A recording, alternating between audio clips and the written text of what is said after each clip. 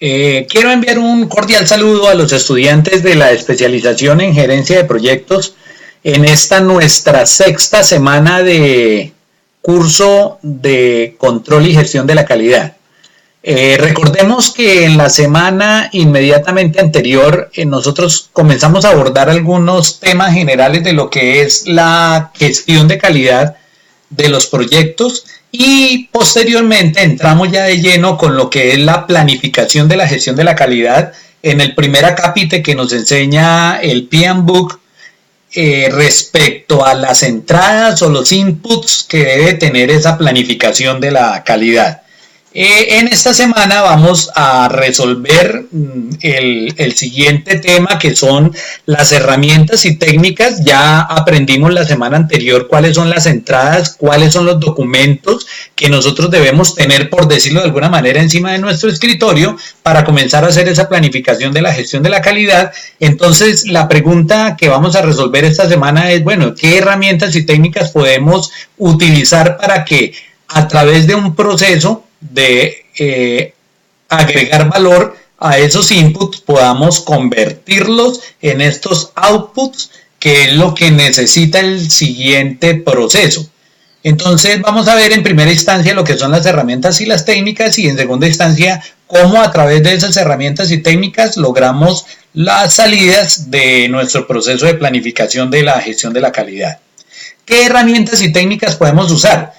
El PMBOK nos menciona, de hecho ustedes van a leer cuando se vinculen al PMI, cuando se hagan socios del PMI, que puedan acceder a esa PMBOK, van a darse cuenta que no nos obliga absolutamente a nada, nos da una recomendación, y dentro de esa recomendación lo primero que hace el PMBOK es decirnos: hay 7 herramientas básicas de control de calidad, de gestión de calidad, también conocidas como las herramientas 7QC, que se utilizan en el ciclo del PDCA, que es el planificar, hacer, controlar y administrar la calidad para resolver los problemas relacionados con esa calidad. Entonces, yo necesito que nos ubiquemos. Tenemos unos inputs, tenemos esa lista de documentos encima de nuestro escritorio que son la base para comenzar a planificar nuestro sistema de gestión de la calidad del proyecto. ¿Qué tenemos que hacer con ellos? Sencillamente utilizar alguna de estas 7 herramientas u otra a las que ustedes tengan acceso o que ustedes conozcan y puedan manejar. Entonces tenemos primero los diagramas causa-efecto y si Kahawa, creo, bueno, ahorita les doy el nombre, yo no soy bueno para las otras lenguas, los diagramas de flujo, las hojas de verificación, los diagramas de Pareto, los histogramas, los diagramas de control y los diagramas de dispersión. 1, 2, 3, 4, 5, 6, 7 herramientas para control y gestión de la calidad. Entonces, la primera herramienta, los diagramas causa-efecto, también conocidos como diagramas de espina de pescado o diagramas de Ichikawa. Yo voy a saltar, yo insisto, yo les mando a ustedes dentro del aula virtual esta diapositiva. La idea no es que en esta presentación nosotros la leamos, porque ustedes saben leer y la pueden utilizar, pero me interesa enviárselas para que la tengan junto con el PDF que acompaña esta presentación como una lista de chequeo para que ustedes puedan manejar la herramienta. Este no es un curso para aprender a manejar la herramienta, simplemente voy a tocar algo del tema. Entonces, el problema central está aquí. Y cada una de estas espinas contestan a la pregunta de por qué está ocurriendo el problema. Y estas subespinas o espinas menor contestan a la pregunta de por qué está ocurriendo esta causa. Entonces, como su nombre lo indica, fue creado por un ingeniero japonés que es el señor Ishikawa, y entonces hay otra técnica que es la técnica de los 5 o los 7 porqués. Surgió de esta planificación. Problema central, las causas inmediatas de por qué está ocurriendo ese problema, las causas indirectas que hacen que ocurran esas causas directas, y podemos continuar tan profundo o tan lejos como nosotros queramos. La siguiente herramienta es el diagrama de flujo, también denominado mapa de procesos, porque muestra una secuencia de pasos y posibilidades de ramificaciones que existen en un proceso y que transforman ese proceso. Recuerden que aquí lo que estamos buscando es relaciones de causalidad. Entonces, este es un proceso, es la diagramación de un proceso tipo, donde está el nodo de inicio, el nodo de fin y donde están cada una de las actividades que tenemos que hacer. Esto denota una pregunta y esta figura denota una decisión de si sí o de si no. Entonces, nosotros ante un problema de calidad que tengamos en nuestro proyecto podemos utilizar o el diagrama de espina de pescado o este diagrama de procesos para llegar a la causa raíz que puede llegar a originar ese problema para poder administrarla. La otra herramienta son las hojas de verificación. También se conocen como hojas de control y se pueden utilizar como un checklist, como una lista de comprobación a la hora de recoger datos. Entonces, lo que nosotros hacemos es, por ejemplo, en esta hoja, decir con qué tanta frecuencia en la primera quincena se presentó el defecto A, el B, el C o el D. Y decimos que en la primera quincena hubo 12 defectos. O sea, marcado del 0 al 12 hubo 12 defectos. En la segunda hubo 5, en la tercera 7. Entonces lo que nos hace este histograma es que nosotros podemos determinar en una línea de tiempo cuántos defectos, cuántos elementos salieron con defectos. Recuerden que estamos hablando de control de calidad y control de calidad es darnos cuenta precisamente de esos problemas o de esos defectos para evitarlos. Los diagramas de Pareto es una forma particular de un diagrama de barra vertical y se utilizan para identificar cuáles son los elementos claves que hacen que se nos presenten la mayor cantidad posible de problemas. Entonces, el diagrama de Pareto es también conocido como el diagrama 20-80 y nos dice que el 20% de los problemas importantes en la compañía nos genera el 80% de los problemas graves de la compañía. O dicho de otra manera, el 20% de nuestros clientes importantes nos dan el 80% de la rentabilidad. Lo que hizo Pareto fue hallar una relación de causalidad entre la identificación de los problemas relevantes con respecto a la rentabilidad que nos puede dar administrar esos problemas. Dicho de otra manera, el diagrama de Pareto nos ayuda a evitar lo urgente porque muchas veces por estar administrando lo urgente nos olvidamos de administrar lo importante. El diagrama de Pareto dice que las 20 causas de problemas importantes nos da el 80% de la presentación de esos problemas, entonces nos dedicamos a administrar lo que realmente es importante. Los histogramas también es una forma especial de diagrama de barras que se utilizan para describir tendencias, para saber, por ejemplo, en este histograma simple, qué tanta glucosa hay en un milímetro, en un miligramo de sangre, de un líquido. Entonces nos dice que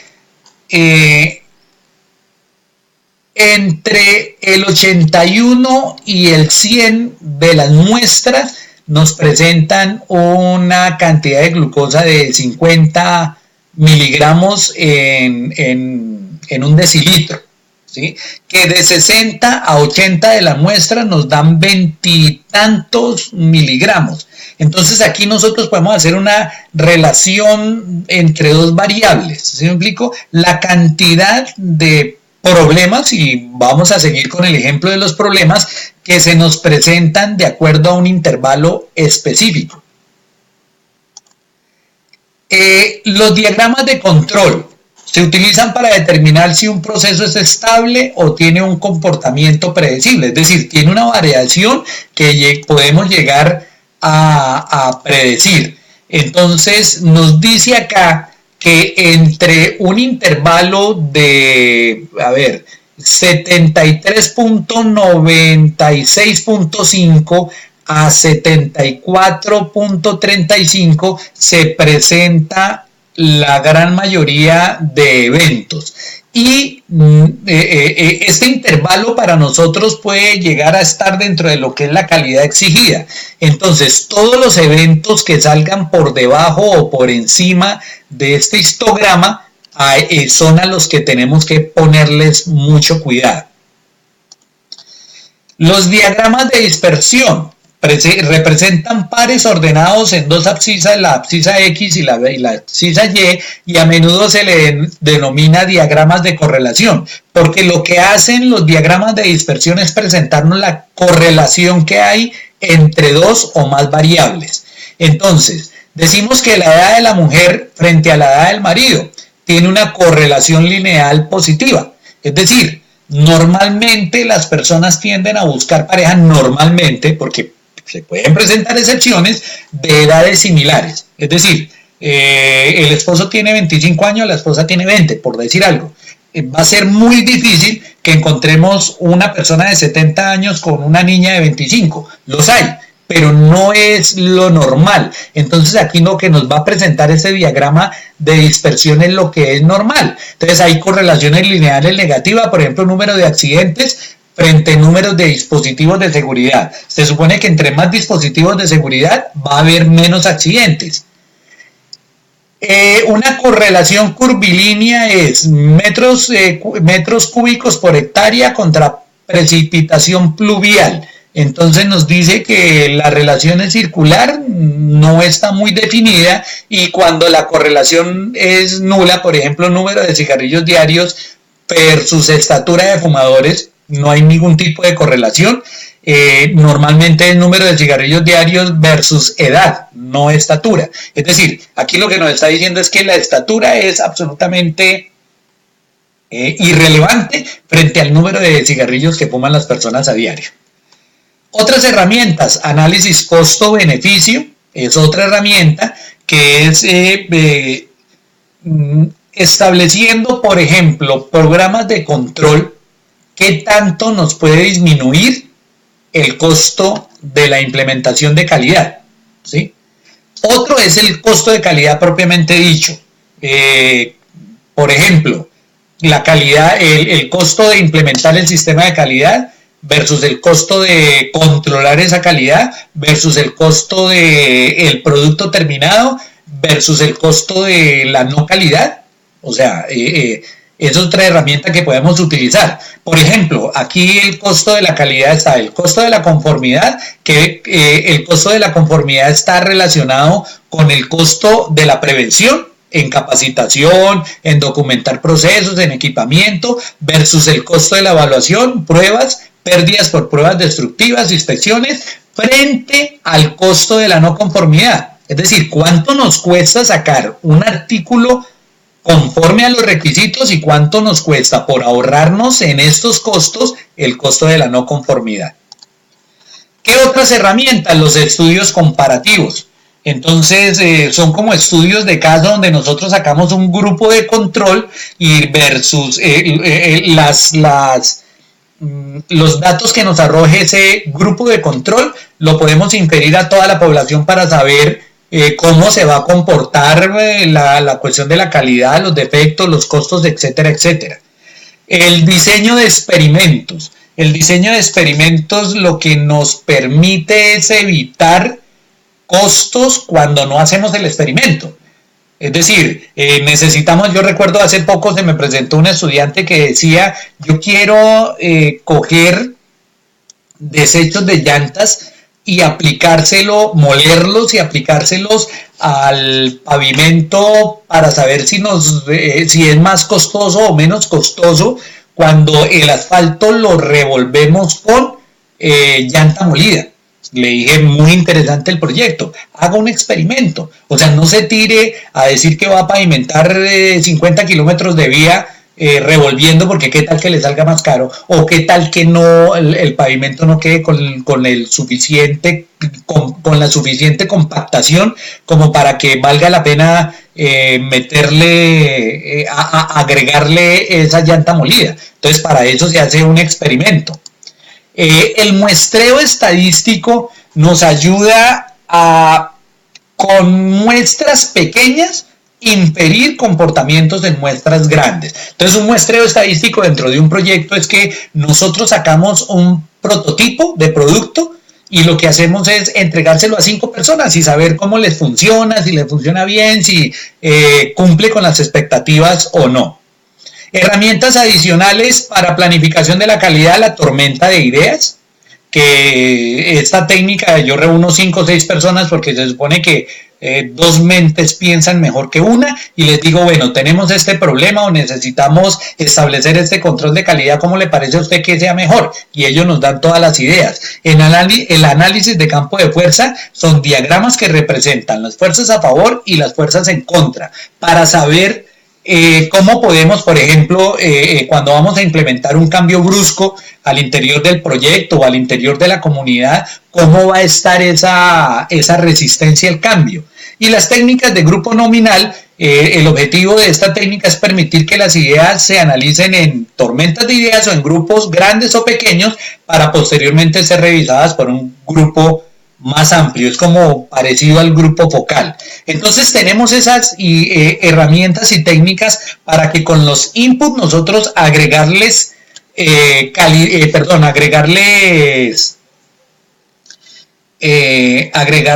mejora en la calidad a todos esos procesos.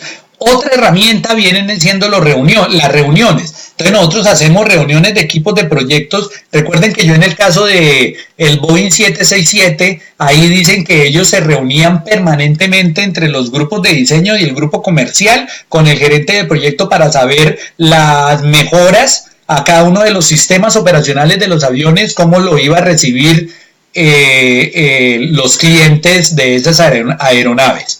Entonces, esas son las herramientas y técnicas. Obviamente, para no hacer pesada la presentación, estoy intentando resumir, pero por eso yo les dejo en el PDF y en las diapositivas como los parámetros esenciales para que ustedes indaguen de acuerdo a la técnica que no conozcan o la que les parezca como mejor para hacer esa planificación de la calidad.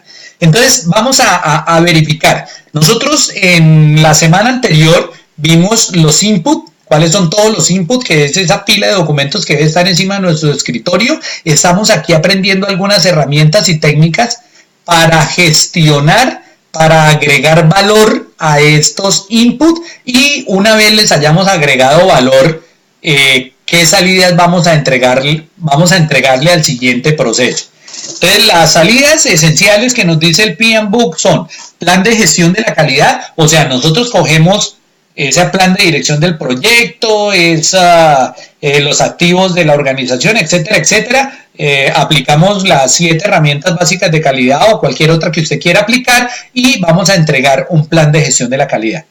Segundo, plan de mejoras del proceso. Tercero, entregamos las métricas de la calidad para que las personas sepan exactamente cuáles son los requisitos en cuanto a nivel, precisión y exactitud y hacemos, las listas de verificación de la calidad, es decir, los supervisores tienen que tener una lista de chequeo que surge de este proceso que estamos haciendo para que ellos puedan verificar cuáles son los hitos más importantes de calidad y vamos a hacer las actualizaciones a los documentos del proyecto. Entonces, la primera salida, plan de gestión de la calidad, es el componente del plan de la dirección del proyecto que describe cómo se van a implementar esas políticas de calidad en la organización. Puede ser formal o informal, yo les recomiendo que sea formal, que sea detallado, no de manera general, o sea, puede ser formal o informal, dependiendo del tamaño del proyecto. Pero como yo desde el principio les dije que nosotros teníamos que pensar como si estuviéramos con un proyecto estilo 767, Boeing 767, entonces para mí debe ser formal y debe ser detallado ese plan de gestión de la calidad. Se debe revisar el plan de gestión de la calidad en una etapa temprana para asegurarnos que las decisiones y lo contenido allí realmente es conducente para nuestro proyecto. El segundo output, la segunda salida, el plan de mejoras del proceso, ¿sí? Ese plan de mejoras del proceso son los pasos necesarios para analizar cada uno de los procesos del proyecto y de desarrollo del producto al fin de identificar las actividades que realmente incrementan valor y cuáles son las que no incrementan valor. Porque las actividades que no incrementan valor incrementan el costo. Yo les he puesto, recuerden en la segunda presentación que yo les hablé del proceso de calidad donde les ponía como ejemplo que hay compañías que dicen, necesito mandar a viajar a mi vendedor. Entonces dice un jefe, porque él quiere tener el control, no, a mí me informan. Pero ¿para qué le informamos? O sea, usted le va a agregar valor a esa información. No, pero yo quiero saber. Y entonces muchas veces no está ese personaje, está en vacaciones o está demasiado ocupado y se queda el informe ahí encima de la mesa y lo que hacemos en vez de agregarle valor es que le quitamos valor. Entonces el vendedor no pudo salir y se nos perdió la venta. Entonces las actividades, por eso es tan importante el plan de mejoras del proceso, las actividades que no generen valor hay que quitarlas dentro de nuestro plan. Entonces, dentro de ese plan de mejoras del proceso, ¿qué debe contener ese plan? Los límites del proceso, el inicio, el fin, el alcance, la configuración del proceso, una descripción gráfica, las métricas, ustedes saben que lo que no se mide no se controla, y los objetivos de mejora del desempeño. Dentro de esos objetivos de mejora del desempeño nosotros podemos decirle, por ejemplo, a nuestros empleados que por cada objeto o producto que salga sin ningún defecto, le vamos a dar 10 centavos, por decir algo, ¿sí? Por ponerles un ejemplo, que esos son los objetivos de mejora de desempeño. O por cada número de unidades que usted saque sin defectos en el menor tiempo posible, le vamos a incrementar en algo su salario o le vamos a dar un permiso, etcétera, etcétera. Las métricas de calidad. Una métrica describe de manera específica el atributo del producto. Recuerden que hay niveles de calidad y grados de calidad. ¿Qué nivel necesitamos sacar? Para sacar el nivel necesitamos tener una medida de valor real, porque si no tenemos una medida de valor real, se nos va a perder. Entonces, las apreciaciones subjetivas de lo que es calidad, no es que, a ver, les voy a poner un ejemplo, yo siempre lo digo, hace muchos años yo le llevé a una empleada del servicio que tenía una cazuela de mariscos. Le puse el plato encima de la mesa porque yo quería atenderla, porque era muy especial con mi hijo. Entonces yo quería atenderla, le puse la cazuela de mariscos encima de la mesa y a mí se me había olvidado llevarle algo de tomar. Entonces cuando ella me dijo, ay, pero teniente, yo era teniente, me dijo, teniente, ¿hay algo de tomar? Yo recuerdo que el casino quedaba, la cafetería, por decirlo de alguna manera, quedaba frente a mi casa, lo que me demoré yo cruzando la calle, comprando una Coca-Cola y llevándosela para ponerla encima de la mesa, y cuando llegué ya se había tomado, se había ingerido la cazuela de mariscos y el arroz y la patacona. Entonces le dije yo, venga Elderi, si a usted le gustó y me dice algo importante para saber qué es una medida de valor real, ¿no? Me dice, ay, eso se fue guarguero adentro. O sea que para ella una cazuela de mariscos, que para mí era algo que tenía una calidad alta, era exactamente igual que si le hubiera llevado 2,000 pesos de morcilla.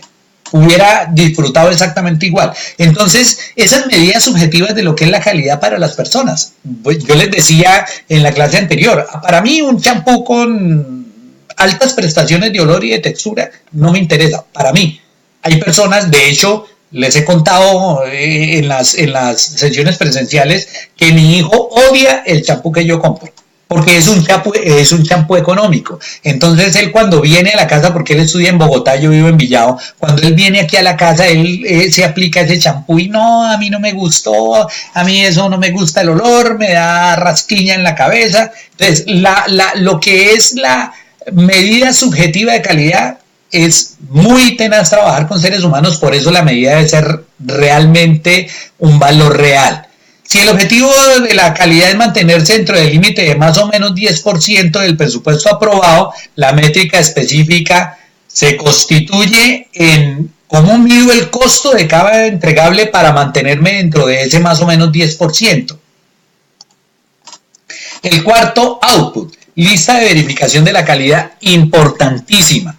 La lista de verificación es una herramienta estructurada, es oficial dentro del proyecto que se le entrega al supervisor para que él verifique los hitos importantes de control de calidad. Ya para qué vamos, a mí me ha sucedido mucho en los proyectos. ¿Qué pena, doctor Tiberio? Es que este producto salió pésimo. Dios mío, pero si salió pésimo, ¿por qué no lo organizamos desde el principio? Porque no había una lista de verificación de calidad. No sabíamos dónde eran los hitos importantes que había que controlar para saber si el producto venía con una calidad excelente o no. El quinto, output, actualizaciones de los documentos del proyecto. Entonces, debemos actualizar el registro de interesados. Por ejemplo, lo que les comentaba yo en la sesión anterior. Si resulta que es que los beneficiarios están esperando una cazuela de mariscos, pero no hay plata sino para un almuerzo corriente, entonces nosotros debemos actualizar ese registro de interesados. Tenemos que hacer una reunión con ellos y decirles, a ver, no se vayan a llevar malas expectativas erróneas. Lo que nosotros les vamos a dar es un almuerzo corriente de muy buena calidad, pero un almuerzo corriente. Asignamos también las responsabilidades. ¿Quién es responsable de la gestión de calidad en cada uno de los hitos importantes, en cada uno de los momentos de control de calidad? Porque comenzamos a echarnos, no, la culpa es de la vaca, no, la culpa no fue mío. Yo recuerdo una vez que llegó el comandante de la Fuerza Aérea al Grupo Aéreo del Caribe, que queda en San Andrés Islas. Entonces llegó el comandante de la Fuerza Aérea y se sentó a almorzar, y resulta que ese día se le había quemado el almuerzo a la cocinera. Recuerdo que estaba enferma, estaba peleando con el marido, ella puso las ollas encima de los fogones y dejó que se quemara la comida. Y al general, al comandante de la Fuerza Aérea, le sirvieron un almuerzo totalmente horroroso. Quemado, la sopa quemada, el arroz quemado, todo quemado. Cuando obviamente a mí me llamaron la atención, casi me sancionan, a mí me sirvió, o sea, lo que me ayudó es que yo preciso ese día estaba de oficial de control y habíamos tenido un problema en el aeropuerto y yo estaba controlando, yo no pude estar pendiente porque cumplía las dos funciones. Era el jefe encargado de la seguridad física de la unidad, pero también era el presidente de casino. Entonces, cuando llamo yo a las personas de la cocina a ver de quién era la culpa de por qué se había quemado la comida, la responsable no era de la cocinera, sino el responsable era el ecónomo que no le había dado los implementos a tiempo, y la responsable no fue la mesera que sacó una comida totalmente quemada y se la sirvió al general. La culpa era de todo el mundo menos de los integrantes de la cocina. Entonces, para que no ocurra eso, por eso es tan importante la matriz de asignación de responsabilidades y el esquema de desglose de tareas y el diccionario del esquema del desglose de tareas. Saber qué le toca hacer a cada uno y cuándo tienen que entregarlo.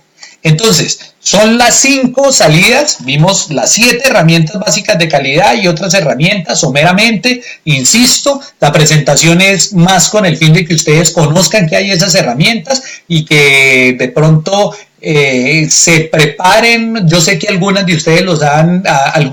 de ustedes saben manejar algunas herramientas muy bien, por eso no me tomo no desgasto el poco tiempo que tenemos en las 8 sesiones para enseñarles cómo se maneja cada una de ellas, además porque hay unos tutoriales excelentes en la nube, en la web, para que ustedes puedan aprenderlas a manejar muy bien, pero están las 7 herramientas y con esas 7 herramientas, ¿qué output o qué salidas tenemos que entregar? Muchas gracias y nos vemos la próxima semana para ver todo el segundo proceso de auditar este proceso de gestión de la calidad. Muchas gracias.